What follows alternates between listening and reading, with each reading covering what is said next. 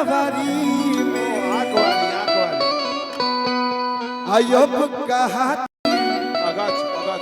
ए राजा जी ई राउरे हो राउरे रही कि राउर धन नहीं ये राजा केहू खाए वाला बा कि राउर धन नहीं ये राजा केहू खाए वाला बा। क्या उठलाली लग रहे हैं यो कौन नहीं की गाना का भाव कि छोड़ी छोड़ी उठलाली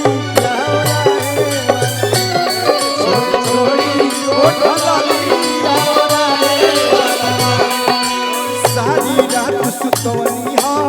तेरा जाय कवारी और अब का हाथ लगावेला 5 गज के साड़ी में राउर धन नहीं है राजा। हेलो भैया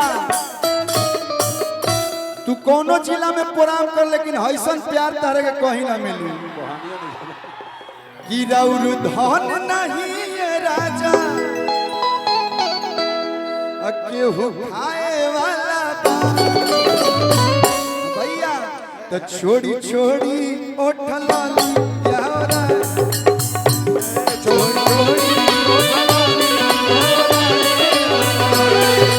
छोड़ी उठलाली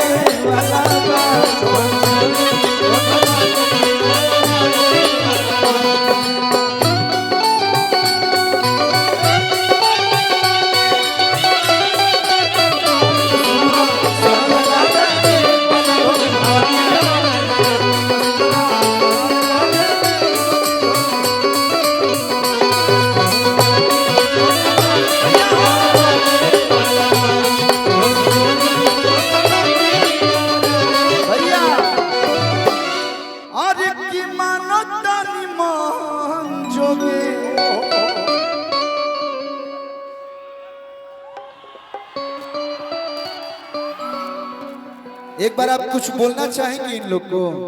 कुछ बोल दीजिए अपने मीठी आवाज में।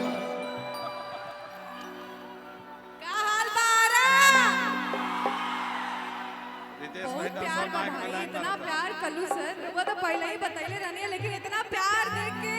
सब केहू के कहल चाहब love you same to you love you serious ई आ रहा ज्यादा लव यू मत करने तो लड़का सीधे घर हूं लेके जाए लगी से अरे की मानता नि मन जोगे पानी रहुआ मोरा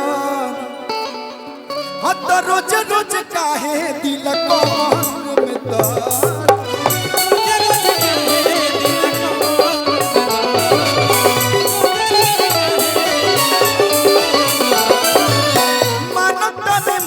जोगे बानी रहुआ मारा रोज रोज काहे दिल कमर में डारा कि हई गोरी के तिजोरी ना लुटे बा। अब बतावा साउंडे से तो लोग खेला करो तो हमनी कैसे सुनाई बार-बार मॉनिटर के तार खींचो तरह लोग कि हई गोरी के तिजोरी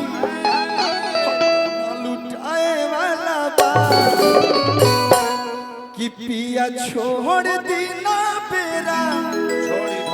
ई नहाए वाला बा छोड़ी छोड़ी उठलाली जावरा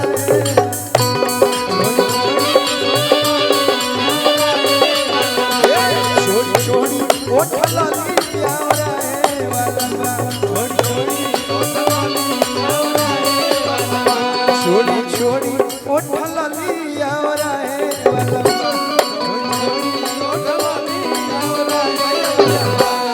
जय श्री राम। अरे की कान पगमा छा माथ पटिका देखी हम